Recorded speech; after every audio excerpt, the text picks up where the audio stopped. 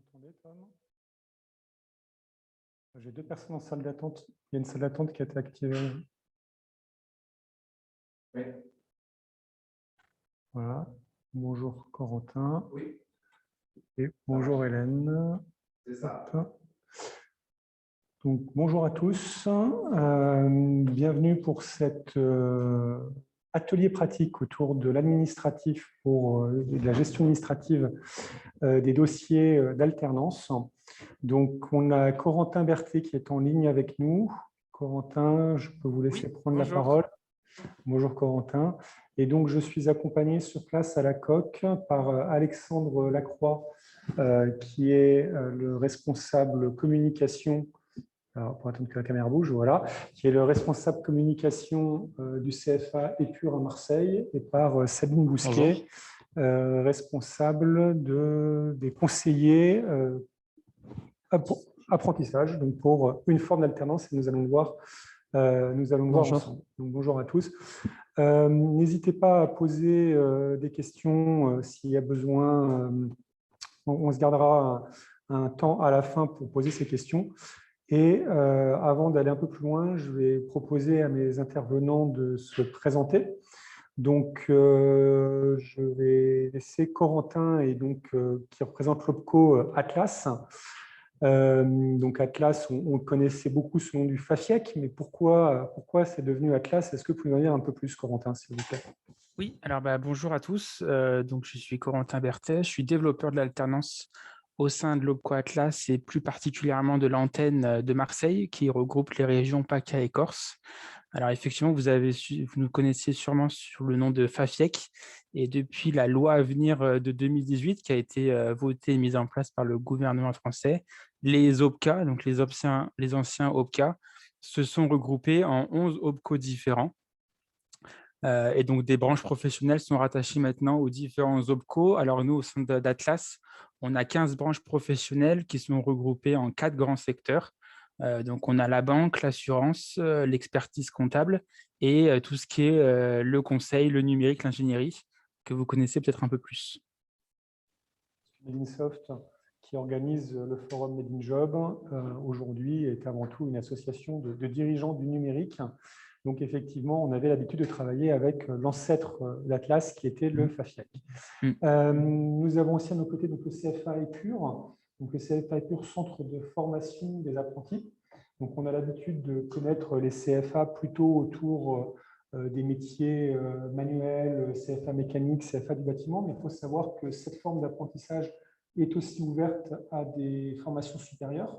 Et donc, en 1993, un CFA a été créé à dimension régionale. Alexandre, vous pouvez nous en dire un petit peu plus? Exactement. Donc, bonjour à tous. Alexandre Lacroix, je suis responsable du pôle marketing et communication du CFA Épure Méditerranée.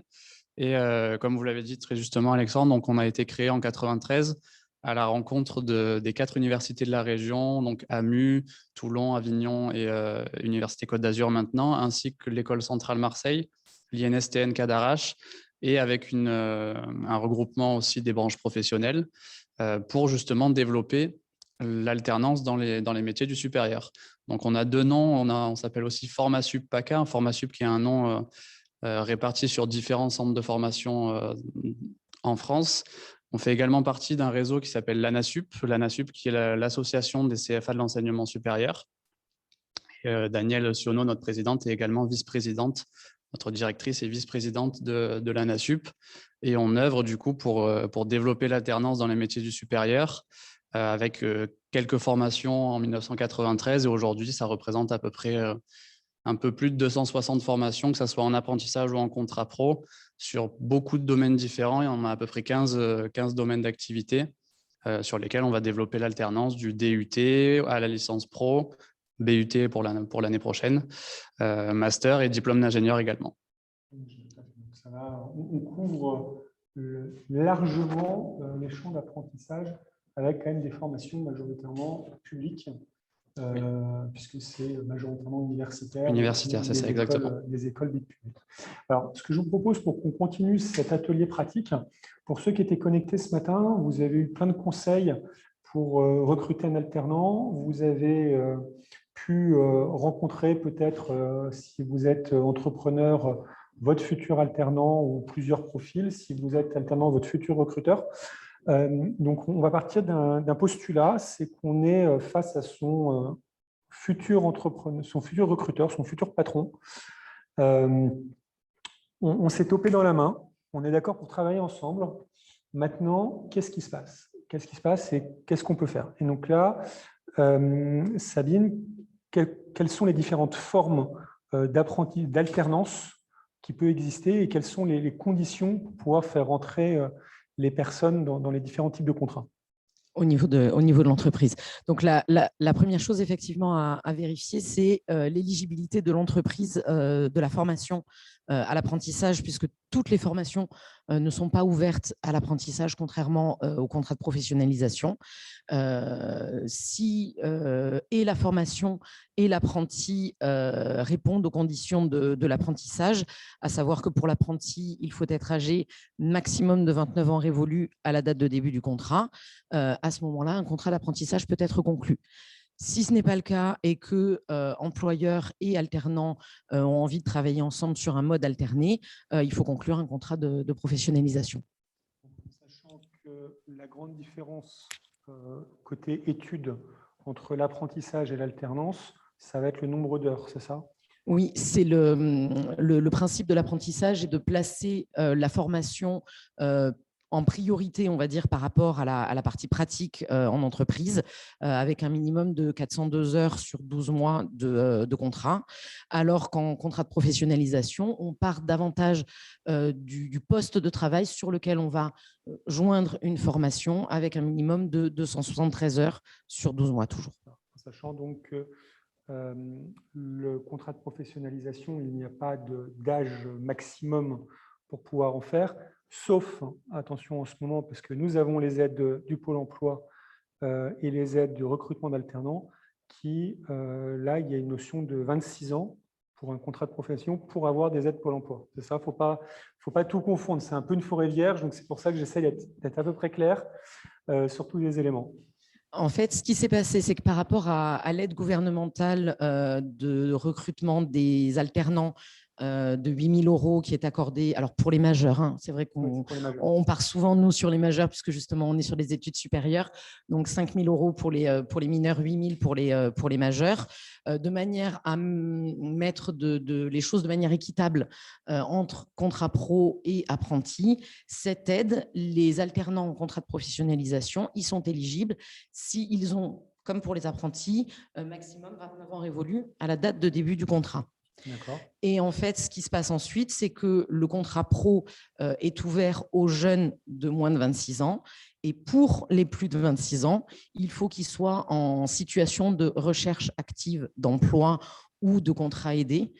Ça n'est pas ouvert aux personnes dites inactives précédemment. Et là, en fonction de l'âge, donc plus de 26 ans ou plus de 45 ans, se déclenchent des aides du Pôle emploi. Et sinon, après, il y a l'aide classique pour tous les demandeurs d'emploi qui résident en quartier prioritaire de la ville. D'accord. Donc, ce qui veut dire qu'il faut bien faire attention à l'âge, mais aussi à la situation qui précède.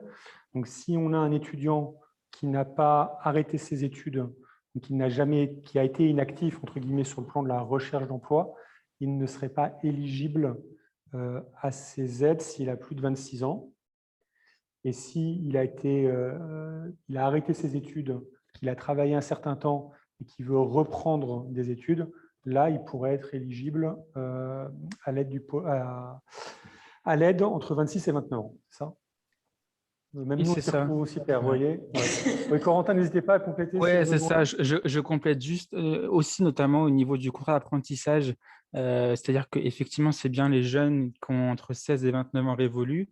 Et il y a également une possibilité pour les personnes qui sont reconnues travailleurs handicapés de bénéficier de ce contrat d'apprentissage-là, même après 29 ans révolus. Donc, le but, c'est quand même de favoriser également l'accès à l'emploi aux travailleurs handicapés.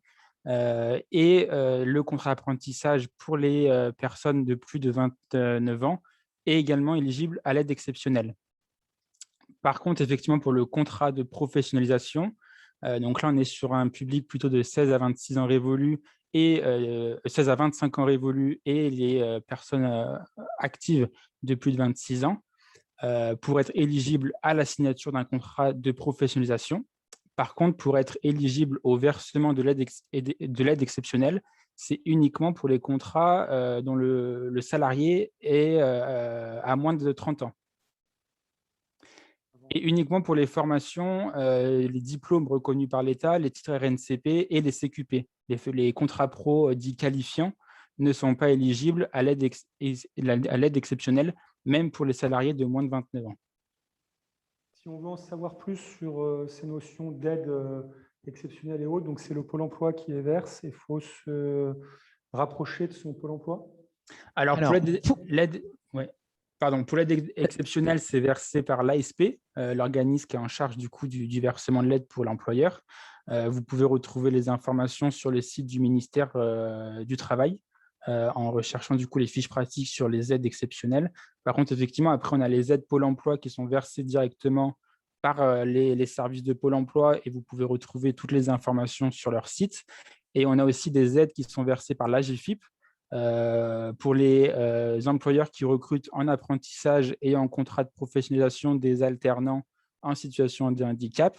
Et vous pouvez également retrouver l'ensemble de ces aides financières sur le site AGFIP directement. Donc, si on prend notre scénario, on a trouvé quelqu'un, on regarde la formation qu'il propose, est-ce qu'elle est éligible à l'apprentissage? On regarde l'âge et la situation du candidat. Ensuite, on arrive à des formations qui proposent de l'apprentissage ou du contrat de professionnalisation. Est-ce qu'on peut peut-être regarder les différences entre ces deux contrats côté entrepreneur, s'il vous plaît? Pas à compléter s'il y a besoin. À se compléter l'un l'autre. Au niveau employeur, la différence, elle va se faire à deux niveaux. Au niveau de la prise en charge, mais je pense que là-dessus, Corentin pourra en parler bien mieux que moi, et au niveau du salaire, où là-dessus, on va se compléter. La grille de rémunération n'est pas exactement la même en apprentissage et en contrat de professionnalisation. Sur un même niveau d'âge, on va dire que globalement, la rémunération au contrat de professionnalisation est légèrement plus élevée que la rémunération pour un contrat d'apprentissage. Différence notable aussi pour les employeurs en ce qui concerne les charges. Les contrats d'apprentissage, enfin les salaires des apprentis sont quasi totalement exonérés de charges. Il y a vraiment que le strict minimum de charges sociales dessus, alors qu'il y en a un tout petit peu plus sur les contrats de professionnalisation. Pour les apprentis, enfin pour les alternants, même chose.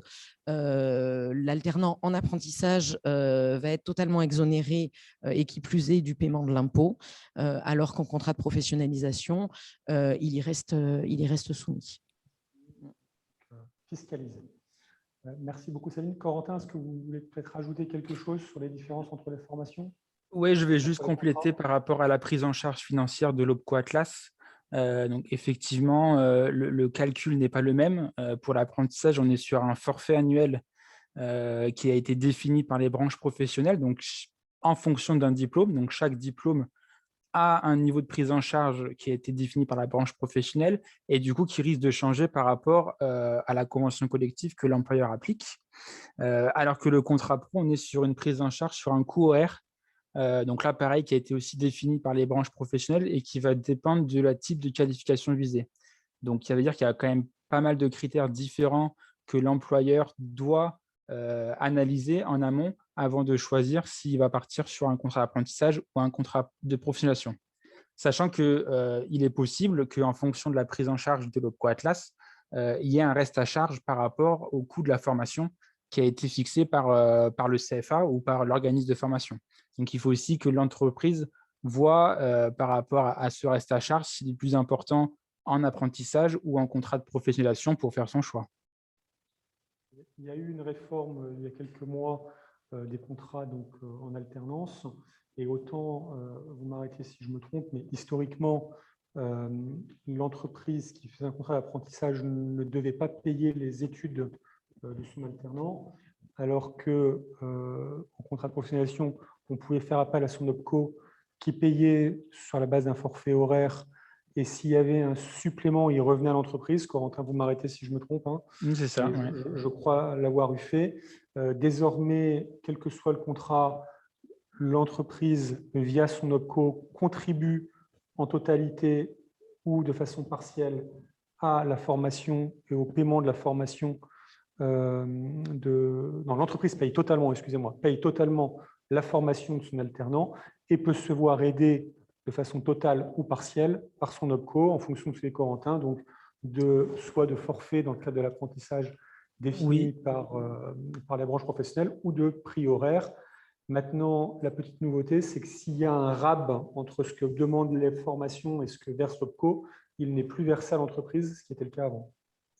Oui, et il y a même du coup une différence qui peut être aussi importante, c'est-à-dire que pour l'apprentissage, il y a forcément de la subrogation par l'OPCO Atlas, c'est-à-dire que c'est l'OPCO qui va payer directement au CFA le coût de la formation, et si jamais il y a un reste à charge entre le niveau pris en charge par Atlas et le coût réel de la formation, dans ces cas-là, le CFA se tournera directement vers l'entreprise pour lui facturer le reste à charge. Par contre, pour le contrat pro, l'entreprise a le choix, soit de demander la subrogation à l'OPCO Atlas, et dans ces cas-là, le principe est le même que pour l'apprentissage, ou alors de ne pas demander la subrogation, et dans ces cas-là, c'est l'entreprise qui va payer directement l'organisme de formation la totalité des coûts de formation et va demander le remboursement à la suite à l'OPCO Atlas du montant qui est pris en charge en fonction des critères définis par les branches professionnelles. Sur la subrogation, on ira dans les questions, parce que je crois qu'on a des questions de personnes qui sont juste à côté de nous concernant la subrogation et la partie administrative de la subrogation. Donc, on continue le petit chemin. Donc, on a défini, on a regardé si l'alternant était éligible, si la formation proposée apprentissage et contrat pro. Si c'est le cas, dans quelle case pouvait rentrer l'alternant en fonction de son âge, de sa situation et des qualifications qu'il visait. On regarde en fonction du coût. Maintenant, ce qui est le plus intéressant pour l'entreprise, puisqu'on est d'accord pour former des alternants, mais si idéalement ça peut nous coûter le moins cher possible, c'est quand même ce qu'on cherche en parallèle. Alors, disons-le quand même que souvent, ce qui est avantageux pour l'entreprise est potentiellement moins avantageux pour l'entreprise. Pour l'étudiant, est-ce qu'on peut se permettre de le dire ou pas ? Alors, on peut le dire, mais après, l'apprenti, il a quand même pas mal de compensations qui sont autres que son salaire. Notamment sur l'aspect non-fiscalisation. Il peut bénéficier de l'aide au permis, chose dont ne disposent pas les contrats de professionnalisation. Et en tant qu'étudiant jeune salarié, il a accès, enfin, c'est vrai qu'après, je pars sur le statut étudiant parce que nous, on est sur statut étudiant. Donc, ils ont accès à tous les avantages des étudiants. Après, je ne sais pas, Alex, si tu as en tête d'autres. Pour l'apprenti, on a aussi… Pardon, oui. En termes d'aide, c'est vrai qu'il y a globalement un petit peu plus d'aide pour les apprentis que les étudiants en contrat de professionnalisation. Comme le disait Sabine, il y a l'aide au permis qui a débuté depuis 2 ans maintenant. Il y a aussi beaucoup d'aide sur le logement, sur l'aide au transport, sur la carte Zou par exemple. L'aide, il peut y avoir la prime d'activité aussi en fonction d'un certain taux de rémunération de l'apprenti. Il y a beaucoup d'aides qui peuvent venir compenser un petit peu la petite différence qu'il peut y avoir au niveau des grilles de rémunération entre un apprenti et un alternant en contrat de professionnalisation. Oui, je voulais juste rajouter que l'apprenti, il bénéficie aussi de jours de congés supplémentaires, dits de révision, qui peut poser en plus des jours de congés payés qu'il va acquérir dans le cadre de ce contrat d'apprentissage pour lui permettre du coup de réviser ses examens finaux pour le passage de son diplôme. En plus. J'ai entendu dire, vous allez me confirmer tous les trois, qu'à la fin de son contrat d'apprenti, cette formation d'alternance, le contrat de professionnalisation avait le droit au chômage, ce qui n'était pas le cas de l'apprenti. Est-ce que vous le confirmez ou vous l'affirmez ? Les deux y ont droit dès lors que le contrat et la formation sont terminés. C'est-à-dire que si on a par exemple une rupture de contrat en cours de formation, que la formation n'est pas terminée, l'alternant n'est pas considéré comme étant disponible pour occuper un nouvel emploi, donc il n'est pas éligible au paiement du chômage. Donc c'est aussi important à mettre en place. Donc on a tout défini. On arrive, on sait ce qu'on veut faire. Donc là, on a une convention de formation à rédiger ainsi qu'un CERFA. Le CERFA, ce qu'on s'est dit en préparation, c'est que ce soit pour l'apprentissage ou pour le contrat de pro, ils sont relativement équivalents. On n'a pas décidé de vous en montrer. On pense que vous savez mettre la case non et cocher les bonnes cases. Au pire, on est accompagné par son OPCO, par le CFA, voire par le service entreprise des écoles privées qui bénéficieraient de ces éléments d'alternance. Donc, on remplit ces éléments, ces dossiers, ces deux documents, le CERFA et la convention de formation. Qu'est-ce qu'il y a dans la convention de formation, Sabine, précisément? Est-ce qu'on peut avoir quelques infos de ce qui est mis dedans? C'est des documents tout prêts? Alors après, chaque centre de formation va fonctionner avec sa propre convention. C'est les mentions légales, on va dire, habituelles des conventions de formation, qu'on soit en apprentissage ou sur une formation traditionnelle. Le nom des parties signataires, l'entreprise, donc le centre de formation, le libellé de la formation, avec, en l'occurrence, puisqu'on a pris en charge OPCO, le code RNCP qui permet cette prise en charge, le nombre d'heures de formation, les dates de formation, le nom du stagiaire formation qui en l'occurrence va être l'apprenti ou l'alternant en contrat de professionnalisation. Et j'essaie de me souvenir, et les conditions générales de réalisation de la formation, le lieu, s'il y a du distanciel, et on joint systématiquement, en plus du CERFA et de la convention, le calendrier d'alternance et le programme de formation. Question qu'on n'a pas préparée, mais je vous la pose, vous y répondez si vous voulez ou pas. Dans le cas du télétravail, et on en a rapidement parlé ce matin lors des conférences, est-ce que vous avez vu ou vous imaginez voir des évolutions dans les conventions de formation par rapport au lieu, à ce que l'employé, est-ce qu'on doit écrire qu'en cas de télétravail, l'employeur s'engage à mettre à disposition un ordinateur portable, des éléments comme ça ou pas? Alors, sur la partie convention de formation, effectivement, nous, on a rajouté l'année dernière le fait qu'une partie ou la totalité des enseignements pouvaient se tenir en distanciel. La convention, elle est vraiment d'ordre financier. Donc, elle ne précise pas spécifiquement le fait que l'employeur doit mettre à disposition quoi que ce soit. Ceci dit, apprentis et salariés en contrat de professionnalisation, dans la mesure où cela ne gêne pas le déroulement de leur formation, sont des salariés comme tous les autres. Donc, comme tous les autres, ils doivent bénéficier des mêmes conditions matérielles mis à disposition, droit au télétravail, etc.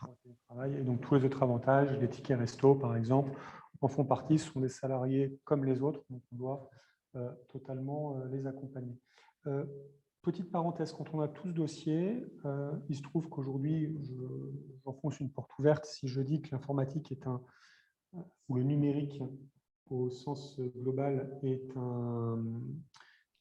un secteur en tension, comme on dit, publiquement et politiquement parlant. Nous avons beaucoup d'étudiants étrangers hors Union européenne qui sont présents notamment dans des formations universitaires. Dans le cas d'un étudiant étranger, est-ce qu'il y a des conditions spéciales ou des documents à joindre ou des autorisations à obtenir, par exemple? Là encore, on est un petit peu comme sur tous les salariés. Pour pouvoir justifier de l'embauche d'un salarié de nationalité étrangère hors Union européenne, il faut soit qu'on soit sur une liste de métiers en tension, soit qu'on ait pu justifier de n'avoir pas trouvé sur le territoire national d'une personne répondant aux caractéristiques. Donc, pour vérifier si le poste qu'on propose nécessite d'avoir publié une offre d'emploi, il suffit d'aller sur le site du ministère de l'Intérieur, de faire la simulation par rapport au poste proposé. Une fois qu'on a déterminé ça, il faut effectivement un permis de travail pour le salarié étranger qui est soit intrinsèque au titre de séjour, parce que la personne dispose d'un titre de séjour autorisant à travailler. Si ce n'est pas le cas, il faut, et c'est généralement, en tout cas en ce qui nous concerne, nous, vu qu'on est sur un public étudiant, si c'est un titre de séjour étudiant, l'autorisation à travailler ne comporte qu'un certain nombre d'heures, 900 et quelques, qui permet de commencer le contrat, mais qui nécessite quand même une autorisation provisoire de travail pour pouvoir faire la totalité du contrat. Sachant que la grande nouveauté cette année, qui n'était pas possible auparavant pour les apprentis. Lorsqu'ils viennent pour obtenir un diplôme de master ou en tout cas de grade master, donc ça fonctionne aussi pour les diplômes d'ingénieur, ils peuvent, dès leur entrée sur le territoire, bénéficier de cette autorisation de travail, alors qu'auparavant, il leur fallait minimum 1 an de présence pour y avoir droit. Pour les contrats pro, par contre, on est resté encore sur un minimum d'1 an de présence sur le territoire. Toutes ces démarches sont normalement menées par l'étudiant, par l'alternant. L'entreprise s'est fait conjointement, c'est l'entreprise qui les fait. C'est l'entreprise qui doit le faire sur le site du ministère de l'Intérieur. Auparavant, effectivement, ça pouvait être fait par l'un ou par l'autre indifféremment. Aujourd'hui, c'est exclusivement l'entreprise, à moins qu'elle ne délivre à son futur alternant un mandat écrit express qui lui permet de faire cette démarche. Tout est en ligne aujourd'hui. Donc, c'est des cases à cocher. Bon, c'est comme le reste, c'est aussi simple que remplir un CERFA, même plus. Et on est donc sur le ministère de l'Intérieur, c'est plus la directe. C'est ça, ministère de l'Intérieur, avant c'était un autre service. Voilà. Donc voilà, donc là on a rempli nos dossiers, on a les éléments si c'est un étranger, on a tout ce qu'il faut. On a donc un temps pour l'envoyer et on l'envoie à son OPCO. Donc là je vais passer la parole à Corentin, c'est ça. Et donc il y a un temps de 5 jours. Est-ce que vous pouvez nous expliquer un peu plus ça, Corentin ? Oui, c'est ça, effectivement. Une fois que vous avez finalisé tous les documents, vous devez déposer ce qu'on appelle la demande de prise en charge financière sur votre espace en ligne, donc MyAtlas pour l'OPCO Atlas. Peut-être que d'autres OPCO fonctionnent différemment. Nous, tout se passe en ligne. On n'accepte pas de dossier papier ou par mail. Tout se passe, tout est digitalisé via l'espace en ligne MyAtlas. Idéalement, ce qu'on conseille de nos entreprises, c'est de déposer le dossier avant la date de début du contrat. Comme ça, au moins, on finalise l'instruction avant la date de début du contrat. Et si jamais on a des demandes complémentaires à faire, on peut tout finaliser avant le début du contrat. Ou sinon, vous avez au moins dans les 5 jours suivant la date de début du contrat pour faire votre demande de prise en charge. Quand je parle de demande de prise en charge, c'est-à-dire que vous devez déposer sur votre espace en ligne MyAtlas le CERFA et la convention de formation pour l'apprentissage. Et pour le contrat pro, ce qu'on demande, c'est le CERFA, le programme de formation détaillé et un calendrier qui inclut les dates d'examen. C'est les documents, on va dire, minimum qu'on demande. On peut aussi revenir vers l'entreprise pour lui demander des documents complémentaires si on a besoin de précision sur certains aspects de la demande de prise en charge. Mon conseil, c'est essayer de faire ça avant le début du contrat. Donc, plus tôt on a trouvé son alternant, plus tôt on monte le dossier. Et si on peut le faire avant la rentrée, c'est bien. Oui, effectivement. Il n'y a pas de délai, on va dire, il n'y a pas de délai à respecter entre la date de conclusion, donc la date de signature du contrat, la date de dépôt du contrat sur votre espace en ligne MyAtlas et la date de début. Donc, vous pouvez très bien commencer à signer des contrats maintenant, alors qu'ils vont commencer qu'en septembre ou octobre. Nous, l'essentiel, c'est qu'on puisse instruire le dossier dans les temps et pour vous, surtout, tout finaliser la demande de prise en charge et vous assurer que l'OPCO va bien prendre en charge une partie de la formation ou la totalité de la formation avant le début du contrat et avant l'arrivée du jeune au sein de votre entreprise. 2 questions qui me viennent pour rebondir. Est-ce qu'on peut faire une alternance si on n'a pas d'entreprise? Est-ce qu'on peut faire une formation d'alternance? On a entendu dire, on sait que l'alternance, au moment, c'est un peu compliqué. On a entendu parler d'étudiants qui font des emprunts étudiants pour payer la formation parce qu'ils n'ont pas trouvé de recruteur. Ça, c'est totalement possible ou c'est des choses que vous vous interdisez? Alors, l'année dernière, il y a eu effectivement une mesure exceptionnelle qui a été mise en place qui permettait aux apprentis d'avoir 6 mois pour trouver un employeur après le début de la formation. On est revenu à la règle générale habituelle de 3 mois après la rentrée pour trouver un employeur. Alors, la particularité qu'on a, nous, en tant que CFA hors les murs universitaires, c'est que la quasi-totalité des formations sur lesquelles on propose de l'apprentissage ou du contrat pro sont aussi ouvertes en formation initiale. Donc, on a cette souplesse de pouvoir les accepter quand même en formation. Sur un centre de formation, on va dire classique, effectivement, s'ils peuvent les accepter de la même manière en formation continue, vraisemblablement, ils vont être obligés de leur demander de payer les frais de formation. Contrairement à un apprenti qui, en aucun cas, ne peut se voir demander le paiement des frais de formation. Deuxième question, on en parlait rapidement. Donc, les dates de début et de fin de contrat sont calquées sur la rentrée scolaire, très souvent, et sur le début du programme scolaire. Alors, je sais qu'il y a des notions de 3 semaines, 1 semaine, 1 mois, ça commence. Est-ce qu'on peut en dire un petit peu plus sur cette forêt vierge, cette nouvelle forêt vierge? On défriche. Défrichons. Pour démarrer le contrat, maximum 3 mois avant le début de la formation, maximum 3 mois après le début de la formation. Pour terminer le contrat, maximum 2 mois après l'obtention du diplôme. Ça, c'est pour l'apprentissage. Pour le contrat de professionnalisation, il y a une souplesse totale de 60 jours qui se répartissent avant le début et ou après la fin de la formation. Sachant qu'il faut, dans ces dates de contrat, faire bien attention au nombre d'heures. Les 25% d'heures de formation sur la durée du contrat en apprentissage et 15% en contrat pro. Ce que je disais tout à l'heure, les 402 heures sur 12 mois, si jamais on a un contrat qui démarre plus tôt et qui finit plus tard, on va excéder les 12 mois. Donc, il faut qu'on ait un peu plus de 402 heures, sinon on n'a plus les 25%. Il y a une notion assez importante, mais souvent les formations sont assez rodées et nous donnent des éléments. Bon, pour avoir rempli des contrats d'apprentissage, c'est vrai que j'ai posé les hypothèses sur des papiers pour essayer de trouver les bonnes dates. Je le confesse, il n'y a pas de problème. J'ai dû les poser. Corentin, est-ce que vous avez peut-être des choses à rajouter sur ces éléments-là? Je rajoute juste que pour le contrat pro, les durées de formation peuvent varier en fonction de la convention collective qu'applique l'entreprise. Donc, pour notamment la branche du bureau d'études, la convention collective 1486, il y a du coup des durées de formation qui permettent d'aller un peu plus loin que ces 15-25%. On peut aller jusqu'à même 50% en fonction de la type de qualification visée. Donc, ça peut permettre aussi d'avoir un peu plus de souplesse pour l'employeur lors de la rédaction de son CERFA.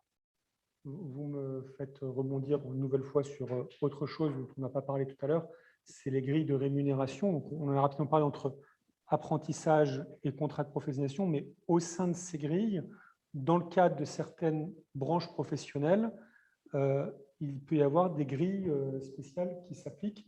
Et je pense notamment pour nous au Syntec, 1486 dont parlait Corentin à l'instant, on a des grilles spéciales et ce n'est pas donc normalement c'est X% du SMIC ou du salaire minimum conventionnel.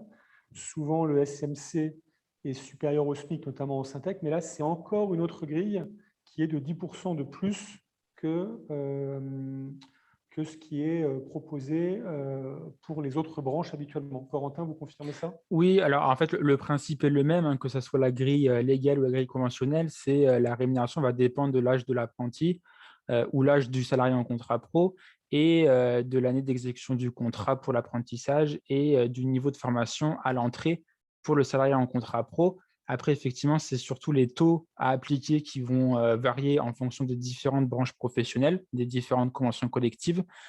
Si l'entreprise applique effectivement la convention collective 1486, cette grille est plus favorable que la rémunération légale. Donc, c'est bien ces taux-là qui vont devoir appliquer soit au SMIC si l'apprenti a moins de 21 ans, soit au salaire minimum conventionnel s'il a plus de 21 ans. Tout à fait. Donc, on a rempli nos papiers, on a tout confirmé. L'étranger, les dates, la rémunération, tout est en place. On a déposé ça. Donc, on a pu, excusez-moi, j'ai oublié un truc important. On a pu le générer grâce au système Cactus. Je vais laisser Alexandre en parler un petit peu. Ça permet de générer ces documents avant de les déposer sur MyAtlas. Exactement. En fait, dans notre CFA, on a depuis 2 ans digitalisé l'inscription, la rédaction et l'édition des différents contrats et de la convention. Ça va se passer directement dans la plateforme qui s'appelle Cactus, dans laquelle vont se rencontrer l'alternant ou le futur alternant, la formation et l'entreprise. Ils vont du coup rentrer leurs informations, ce qui va remplir automatiquement le CERFA, la convention de formation et éditer ces documents-là pour ensuite les signer et les échanger entre du coup les 3 parties prenantes, pour recueillir toutes les signatures nécessaires. Et tous les documents qui vont être édités dans cette plateforme sont les mêmes documents dont parlait Corentin tout à l'heure pour la demande de prise en charge de l'employeur. Donc, le CERFA, la convention de formation, le programme de la formation et, il m'en manque un, je crois, le calendrier d'alternance, exactement. On a étudié tout ça sur Cactus. Si c'est une formation qui ne dépend pas du CFA pur, on voit avec la formation, avec l'école, si elle a sa plateforme, son extranet, si elle fait ça encore manuellement. On a tous les documents, on dépose ça sur Maya Class. Et là, si on est collègue de Corentin qui instruisent le dossier et qui font une réponse, à peu près combien de temps, Corentin? On a 20 jours pour instruire les demandes de prise en charge. Donc, dans un délai de 20 jours, vous allez recevoir soit par courrier, soit par mail, soit directement sur votre espace en ligne My Atlas, soit une relance si on a besoin d'informations complémentaires, soit un refus malheureusement si les critères ne sont pas respectés d'éligibilité au contrat, mais ça c'est quand même assez rare, parce qu'on essaie de vérifier tout en amont, soit un accord de prise en charge qui va vous indiquer le montant qui est pris en charge par Atlas, pour que vous puissiez du coup vérifier le reste à charge potentiel pour l'entreprise. Alors, on a l'Opco Atlas prend en charge donc, la formation, mais différentes autres aides financières. On en parlait ce matin lors des conférences, notamment l'aide au tutorat. Est-ce que vous pouvez en dire un peu plus sur cette aide-là, mais sur les autres aides qui existent et comment on peut les solliciter? Tout à fait. Alors, par rapport au tutorat, donc, comme vous savez, pour l'alternance, il y a un tuteur qui est obligatoirement nommé, que ce soit pour l'apprentissage ou le contrat pro. L'entreprise a la possibilité de former le salarié qui va être nommé tuteur en amont, du coup, dans l'idéal, en amont de la prise de poste. Et cette formation tuteur peut être prise en charge par l'Opco Atlas. Donc, vous avez la possibilité de trouver un organisme de formation qui va dispenser cette formation et de demander une prise en charge à l'Opco Atlas. Alors, pareil, le financement va dépendre de votre branche professionnelle que vous appliquez, enfin la convention collective que vous appliquez dans votre entreprise. Et on va prendre en charge uniquement la formation comprise entre 7 heures ou 40 heures. Donc, si c'est plus de 40 heures, on ne va pas forcément prendre en charge la totalité de votre formation. Et pareil, il y a un taux horaire qui est prévu. Je ne l'ai plus en tête. Il est disponible de toute façon sur le site de l'Opco Atlas dans la rubrique critères de financement. Vous allez pouvoir du coup retrouver le taux pris en charge par l'Opco Atlas en fonction de votre branche professionnelle. Et en plus de la prise en charge de la formation tuteur, on a aussi ce qu'on appelle l'aide à la fonction tutorale. Alors là, c'est pareil, c'est une aide qui est versée par l'Opco Atlas directement à l'entreprise pour, on va dire, valoriser le temps passé par votre salarié à tutorer l'apprenti ou le salarié en contrat pro. Donc là, pareil, c'est une aide qui est versée par tuteur. Hein. Donc si, bien évidemment, il est inscrit sur 2 ou 3 contrats d'alternance, l'aide sera versée en une seule fois, dans un délai compris entre 3 et 6 mois. Mais là, c'est pareil, je ne vais pas être très précis parce que les critères dépendent des branches professionnelles. Donc, on peut aller jusqu'à 6 mois maximum. Et donc, on a un forfait qui est prévu par mois. Donc, on est à peu près sur entre 200 et 300 euros par mois qui est versé directement à l'entreprise pour valoriser le temps passé par le tuteur.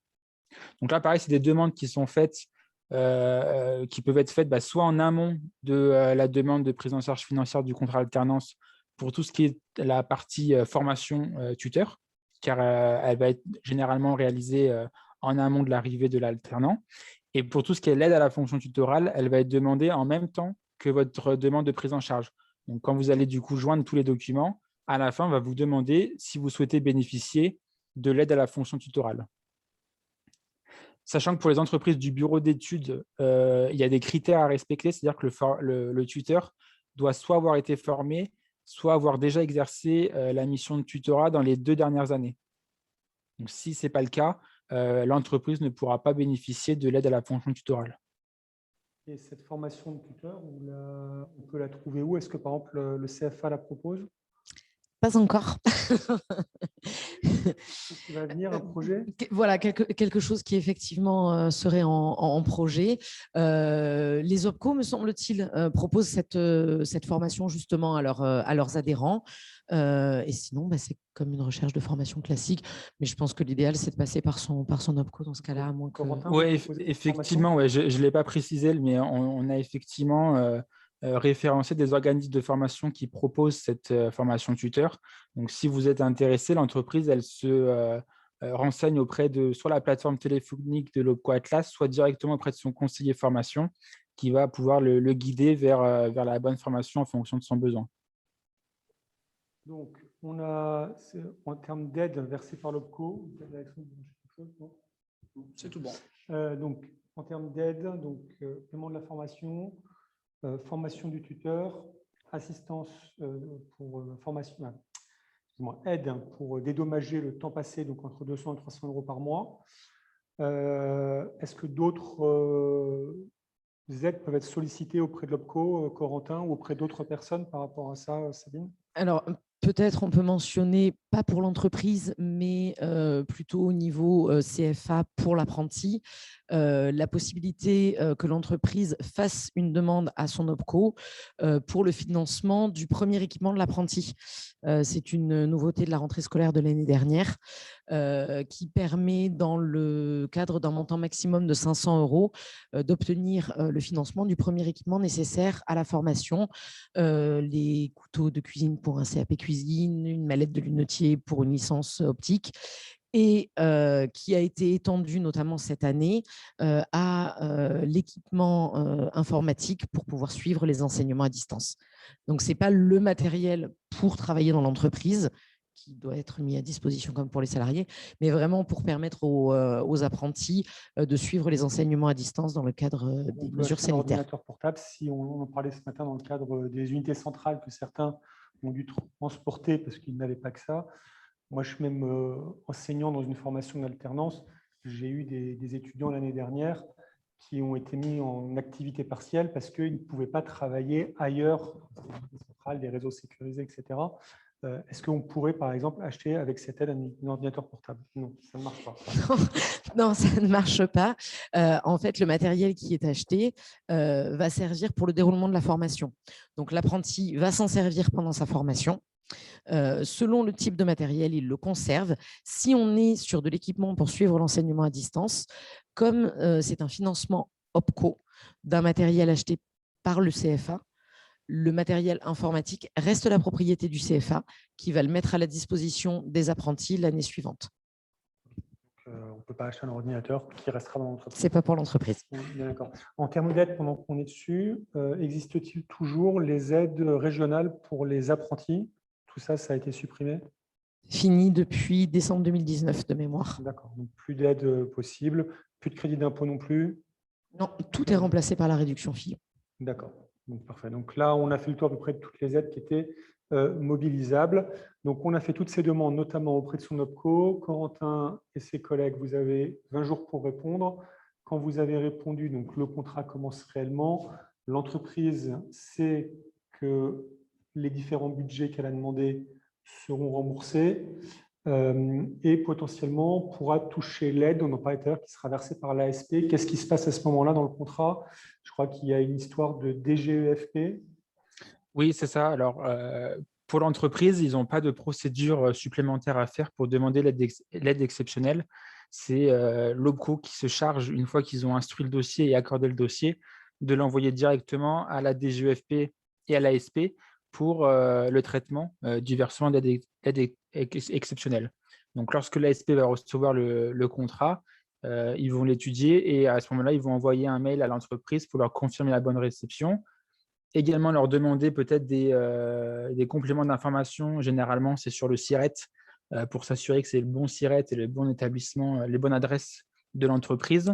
Et ensuite, leur indiquer le versement, comment il se fera via l'espace, notamment Silae.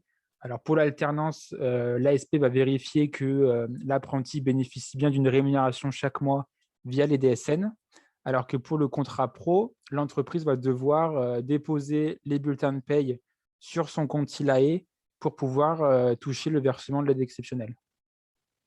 Donc, il y a quand même un petit peu de travail administratif de la part de l'entreprise, donc notamment en contrat de vaccination tous les mois pour déposer donc les bulletins de paye. Les bulletins de paye. Et donc l'aide de 8 000 €, cette aide exceptionnelle, elle est proratisée donc au mois et chaque mois. Ce n'est pas une aide qui est touchée une seule fois. Alors non, ce n'est pas une aide qui est touchée une seule fois et elle est notamment due uniquement pour les 12 premiers mois de contrat. Donc, on va faire 8 000 € divisé par 12 et effectivement proratiser en fonction de la durée du contrat. Par contre, si le contrat il est plus long que les 12 mois, il n'y aura pas d'aide exceptionnelle pour les mois suivants. Soit l'aide unique pour apprendre le relais, mais généralement, dans le domaine du numérique, c'est des formations qui sont supérieures au bac et donc qui ne sont pas éligibles à l'aide unique. Donc, il n'y aura pas forcément d'aide supplémentaire pour la poursuite du contrat. Alors, on va tout de suite commencer par les choses qui fâchent. Beaucoup d'entreprises, ce qui nous est remonté, c'est n'ont pas touché cette aide exceptionnelle. Alors, on en parlait en préparation. Vous avez fait votre petite enquête et donc vous avez identifié potentiellement les goulets d'étranglement. Est-ce qu'on peut en dire un peu plus, Sabine? Et puis Corentin, n'hésitez pas à compléter derrière s'il y a besoin. Oui, donc par rapport aux différentes étapes en fait, pour percevoir cette aide, la première chose, c'est est-ce qu'on a un accord de prise en charge OPCO?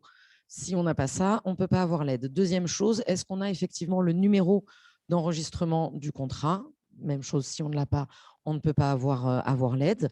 Troisième chose, est-ce que l'espace SILAE de l'entreprise a bien été complété, rempli avec notamment la transmission du RIB?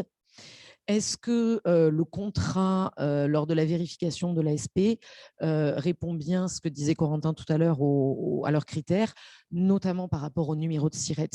On a eu pas mal de situations, nous, où le SIRET correspondait à un établissement inactif ou fermé, ou n'était pas le libellé exact du répertoire sirène. Et du coup, on a eu des demandes de correctifs qui ont été faites par l'ASP. Si on a tout ça et la DSN ou le bulletin de salaire, normalement, il n'y a pas de souci. Pas de souci. Après, on parlait hier pour la préparation de goulets d'étranglement, parce qu'effectivement, il y a eu entre le télétravail, les gens malades, les gens en cas de contact, etc., du retard de pris par les différents services qui instruisent ces demandes. Donc aujourd'hui, on peut dire que certains sont à jour, certains ont encore un peu de retard. Est-ce qu'on peut en dire plus? Alors aujourd'hui, du visuel que nous, on en a en tant que CFA, les OPCO sont à jour. L'ASP, aux derniers échanges qu'on a eus avec eux, est à jour de ce qui lui a été transmis par la DGEFP. Donc, le goulot est entre les deux, à savoir au moment de l'affectation du numéro d'enregistrement du contrat entre l'OPCO et l'ASP au niveau de la DGEFP. C'est la DGEFP, s'il faut aller se plaindre, s'il faut aller casser des choses, c'est la DGEFP, c'est ni chez vous, ni chez Corentin, ni à l'ASP. C'est ça, c'est le ministère. C'est le ministère. Corentin, vous complétez ça? Vous êtes d'accord avec ça? Je vais juste aller encore plus loin. Effectivement, un LOBCO comme le CFA, on applique les décisions du gouvernement. Donc, si effectivement l'entreprise n'est pas d'accord avec une décision qui a été prise par l'ASP ou par l'OBCO, il peut contacter directement le ministère. Et par rapport à l'aide exceptionnelle, par rapport nous aussi aux situations qu'on a connues, l'entreprise de bien vérifier que son contrat est bien éligible à l'aide exceptionnelle, et notamment au niveau de la date de conclusion qui doit être faite entre le 1er juillet 2020 et le 31 décembre 2021. Tous les contrats qui ont été signés avant le 1er juillet 2020 ne seront pas éligibles à l'aide exceptionnelle et il n'y aura pas de recours possible par la DGEFP. Donc, si vous n'avez pas reçu l'aide et que vous avez signé le contrat avant le 1er juillet, finalement, c'est normal, il n'y a pas de problématique au niveau CFA, OPCO ou ASP. C'est bien que votre contrat n'est pas éligible au versement de l'aide. Par rapport à ça, deux choses qu'on pourrait noter de vos interventions. La date et être très précis dans les informations qu'on fournit, notamment les SIRET, les sirènes. Si on a le moindre doute, infogreffe.com, on n'hésite pas, on copie-colle, on regarde si l'établissement est actif et autres. Mais plus on est précis, plus ça ira vite. Plus on est précis, plus ça ira vite et plus on suit aussi toutes ces démarches sur l'espace SILAE. Parce que c'est vrai qu'ils envoient des mails automatiques qui arrivent bien souvent dans les spams. Donc, suivre ce qui se passe sur son espace SILAE, ça aide aussi souvent à savoir où est-ce qu'on en est par rapport à cette aide. Se connecter régulièrement et regarder si dans ces spams régulièrement, s'il n'y a pas un truc qui ressemble, qui pourrait passer pour une pub, mais qui en fait est très important et peut valoir 8 000 €. C'est ça. C'est le spam qui vaut 8 000 €, c'est ça. Ok, est-ce que vous avez des questions sur le Zoom avant qu'on aborde la partie paiement de la fameuse subrogation si elle n'a pas eu lieu avec Corentin? Si vous avez des questions, n'hésitez pas à prendre la parole. Non. Pas de questions. C'est parfait, j'aime bien quand il n'y a pas de questions. C'est qu'on a été clair, en fait, pour ça. OK. Donc, dernier petit élément administratif qu'on n'a pas encore pu voir, donc on en a rapidement parlé, la subrogation, donc c'est quand la formation demande à se faire payer. Donc, dans le cas de l'apprentissage, elle envoie directement sa facture à l'OPCO. Dans le cadre du contrat de professionnalisation, il y a un choix qui va dépendre de la formation notamment, qui peut demander la subrogation, ça dépend de l'entreprise. Alors, c'est plutôt au choix de l'entreprise en général. La plupart des entreprises préfèrent effectivement avoir une subrogation et n'avoir à payer que la différence. Certaines, quelques-unes, plutôt les grosses entreprises, préfèrent ne pas s'embêter avec la subrogation, règlent tout et se font rembourser ensuite. Point de vue CFA, j'ai envie de dire c'est transparent. C'est-à-dire qu'on facture tout ou partie à l'OPCO et si nécessaire, on facture une partie à l'entreprise. Nous, on n'a pas de… Et donc après, si l'entreprise a payé la formation, alors qu'est-ce que tu dis pour la taxe d'apprentissage, on va en parler après, Estelle, si tu veux, la taxe d'apprentissage, qu'effectivement, il y a eu des évolutions par rapport à ça avec la réforme. Mais sur la subrogation, Corentin, si l'entreprise a payé, donc elle vous adresse une facture correspondant au montant de la prise en charge, c'est-à-dire que si vous avez pris en charge 6 000 €, mais que la formation a coûté 7 000 à l'entreprise, la facture doit être de 6 000 €. Je crois savoir qu'il y a un certain formalisme par rapport à ça. Est-ce que vous avez quelques conseils à nous donner? Oui, c'est ça. Alors, le premier conseil que je vais vous donner, c'est de bien lire l'accord de prise en charge que l'Atlas vous envoie. Parce que finalement, tout est indiqué dans ce courrier-là. Hein. Souvent, c'est un courrier recto verso. Ce n'est pas très loin à lire, mais vous allez trouver toutes les informations. Vous allez trouver déjà effectivement le montant qui est pris en charge par l'OPCO Atlas. Donc, effectivement, si la formation coûte 7 000 € mais que la branche professionnelle ne s'est positionnée uniquement que pour une prise en charge d'Atlas de 5 000 €, votre facture devrait être d'un montant de 5 000 €. S'il est de plus, on va vous refuser la facture, forcément. Donc, bien vérifier le montant qui est pris en charge par Atlas pour facturer le bon montant. Et ensuite, sur la facture, il faudra bien indiquer les informations qui nous permettent d'identifier finalement à quoi correspond votre facture. Donc, il va falloir indiquer le numéro de dossier qui est inscrit sur le courrier d'accord prise en charge. Généralement, il est en haut à gauche au niveau de l'entête. Il va falloir indiquer également le type de contrat que c'est. Il va falloir indiquer les périodes de facturation. Est-ce que c'est une facturation pour la totalité du contrat ou uniquement pour un mois ou un trimestre, par exemple? Il faut nous l'identifier. Et il va falloir aussi nous identifier l'entreprise également, mais ça, généralement, vous l'avez en tête de votre facture, il n'y a pas de sujet.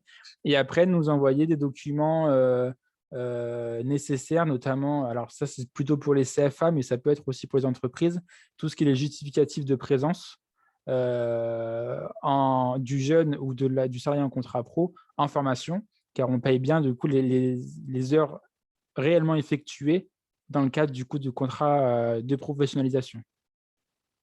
Tout ça, on le dépose sur le site MyAtlas quand on dit qu'on l'envoie. On le dépose sur le site MyAtlas. C'est traité par une équipe qui est à Paris, si je ne me trompe pas. Tout à fait. Et potentiellement, ils reviennent vers nous. Logiquement, est-ce qu'on a un délai à peu près indicatif de paiement entre le moment où le dossier est complet et où c'est payé? Nous, on paye on a un délai de 30 jours à réception de la facture pour le paiement, si tout est conforme, bien évidemment. Sauf pour Vincent, c'est l'exception qui confirme la règle. Et donc, en cas de manque dans le dossier, vous revenez vers l'entreprise ou c'est l'entreprise qui dépose et qui, au bout de 30 jours n'ayant rien, doit revenir vers vous? Non, c'est pareil. C'est comme pour la demande de prise en charge. Il y a une instruction qui est faite par notre service paiement. Et s'il y a un point qui n'est pas conforme, un courrier vous sera envoyé pour vous préciser le motif de relance et vous inviter à refaire une facture en précisant les bonnes informations pour nous permettre de régler le montant demandé. Qui a eu affaire à vos services il y a quelques temps. Oui, Corentin, on a eu Vincent a un petit souci, mais je pense que plus tard, ça serait bien de le recontacter. J'ai jamais demandé à Nathalie. Ouais, j'entends de loin, mais je crois qu'il faut que je recontacte quelqu'un, c'est ça? Stéphanie, la présidente de Medinsoft qui intervient et qui dit Merci. que Vincent qui nous accueille Oui, aujourd'hui. Corentin, bonjour, c'est Stéphanie Ragu. Bonjour. Enchantée, merci pour cette intervention et la richesse de celle-ci. Sur ce sujet, effectivement, Vincent Richer, le maître des lieux de la Coque, a un souci. Ça serait bien, j'ai demandé à Magali également de pouvoir le recontacter et de voir au mieux pour résoudre sa difficulté dans son dossier. Un de ses dossiers, hein, c'est ça, Vincent? Depuis 1 an, voilà. Donc, Corentin, ça serait bien que si quelqu'un de chez vous pourrait le recontacter. Il a mon mail, Vincent, c'est la personne qui m'a envoyé le lien Zoom, c'est ça? Alors, Vincent, merci beaucoup, Corentin, c'est gentil. Corentin étant le responsable de l'alternance et l'apprentissage, il sera ton meilleur contact, sûrement pour réussir à faire cette manufacture. Un petit conseil là, pour moi personnel, si on a plusieurs dossiers auprès de l'OPCO, que ce soit différents alternants ou une aide au tutorat ou des choses comme ça, c'est bien des factures différentes aussi. Il faut faire une facture par dossier. Une facture par dossier, c'est ça, ouais. Une facture par dossier à joindre directement sur votre espace en ligne MyAtlas. Tout est digitalisé et après, on instruira du coup les factures arrivées. Donc, effectivement, si vous avez une facture pour plusieurs dossiers, ça sera un motif de refus avec une relance qui vous indiquera de faire une facture par dossier et de nous renvoyer l'ensemble des informations sur MyAtlas encore. Tout à fait. Merci. Alors, nous avions une question d'Estelle sur la taxe d'apprentissage. Donc, la taxe d'apprentissage, elle est obligatoire pour toutes les entreprises. Je sais qu'on la verse à l'OPCO. Il y a eu une réforme qui nous permet de verser un reste, alors c'est 0% de je ne sais pas combien de pourcents de la masse salariale, qui permet de l'envoyer à une formation fléchée, puisque avant on envoyait ça sur la formation, ce n'est plus le cas. Je me rappelle, moi, demander avant mon expert comptable de flécher, dame qu'on utilisait ma taxe d'apprentissage sur le CFA et pur. Désormais, il faut que je la verse directement à l'université, au choix de ou à une autre école. Voilà, c'est nous qui choisissons. Est-ce que vous pouvez nous en dire peut-être un peu plus sur cette taxe d'apprentissage? Comment ça se passe? Moi, personnellement, c'est mon expert comptable qui l'a fait, mais peut-être que dans d'autres cas, ou Estelle, si tu veux préciser ta question et prendre la parole, n'hésite pas. Estelle, quelle est ta question? Bonjour, le temps d'activer mon micro. Bonjour à tous. Bonjour, madame. Je mets même une caméra. Si. Bonjour. Donc, du coup, en fait, je viens juste de recevoir un mail de mon comptable qui indique que nous devons choisir à qui envoyer la taxe d'apprentissage.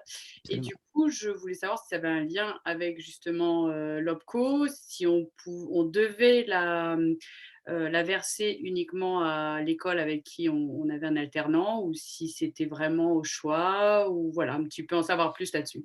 Estelle, tu parles pour Medinsoft là ou tu parles pour Soprest? Un petit peu des deux.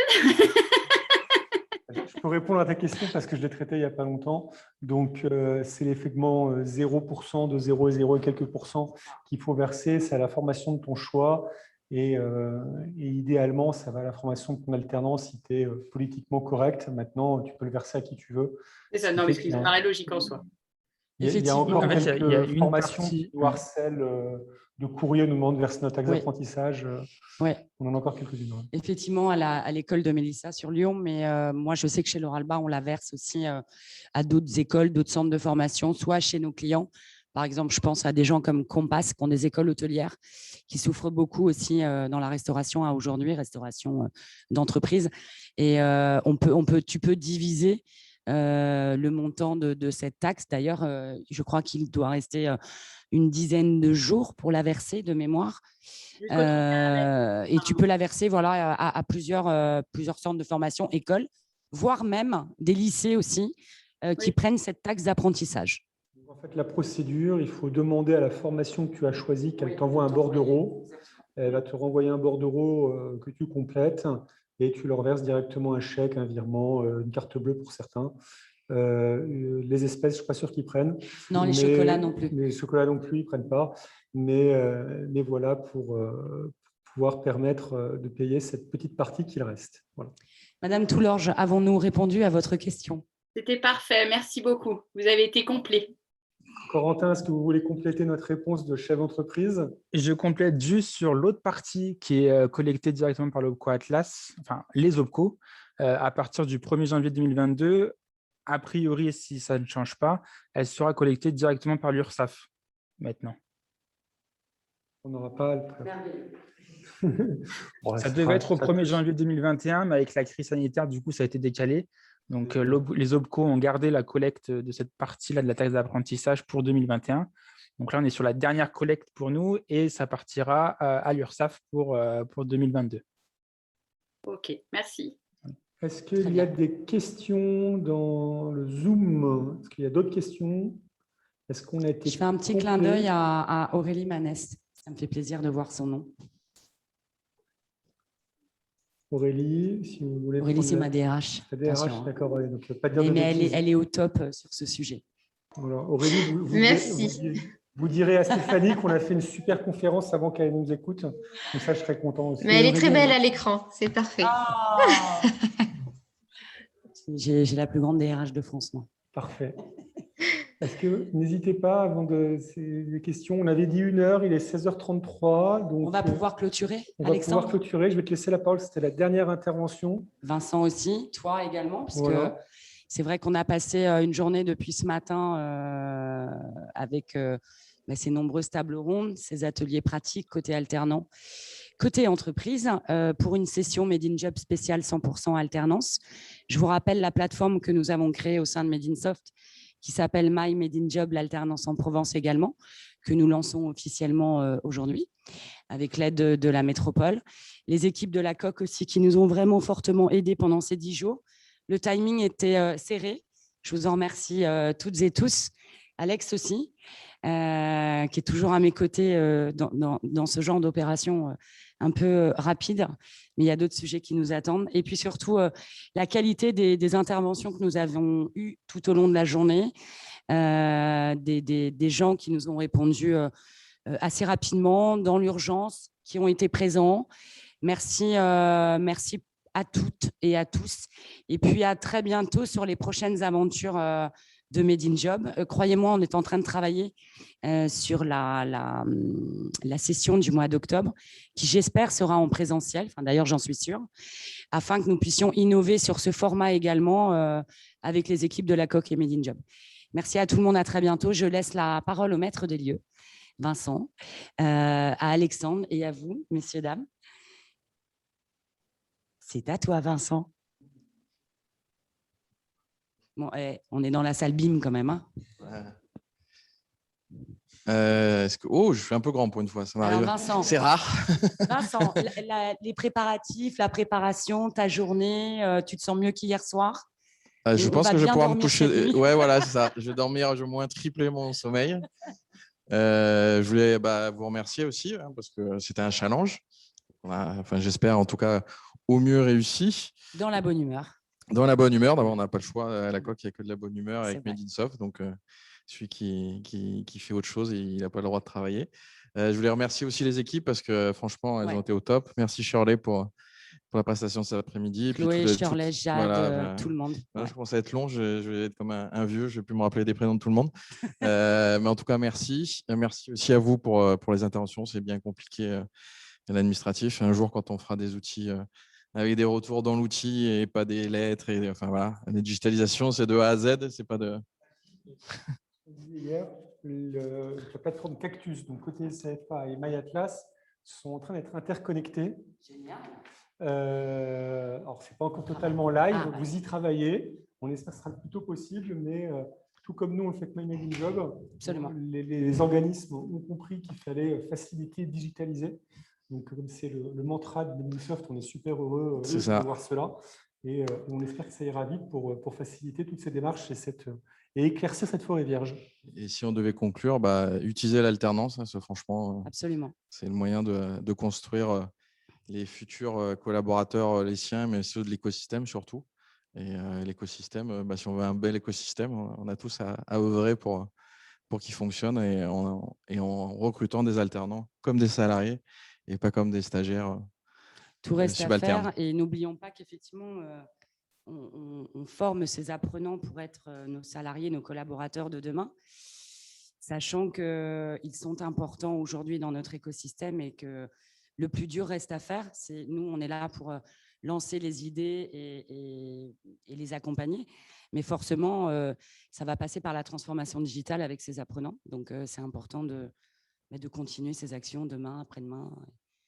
Voilà. Mais moi, je suis contente demain de retrouver mes équipes. Mes équipes chez Laura Alba. Moi, j'ai retrouvé les miennes aussi. En attendant, Alex, merci. Vincent, merci. Shirley, merci infiniment. Et... Alex, le petit mot de la fin. Merci. Voilà, un seul mot. Merci à tous. Allez, merci à tous. Ça en fait 3. Et à très bientôt sur Made in Soft. Et n'oubliez pas, parce que j'ai demandé à Vincent de le dire, donc je vais le dire aussi, pour ceux qui sont sur YouTube, n'hésitez pas, vous likez la page, vous mettez un petit pouce bleu. C'est la meilleure des récompenses pour toutes les équipes pour dire que vous avez apprécié. Et pour ceux qui ont été inscrits, on vous enverra un petit questionnaire dans les jours qui viennent. Donc, il sera anonyme. Donc, n'hésitez pas, vous y mettez ce que vous voulez. Ce sera aussi pour nous la meilleure façon de s'améliorer pour une prochaine édition. Voilà.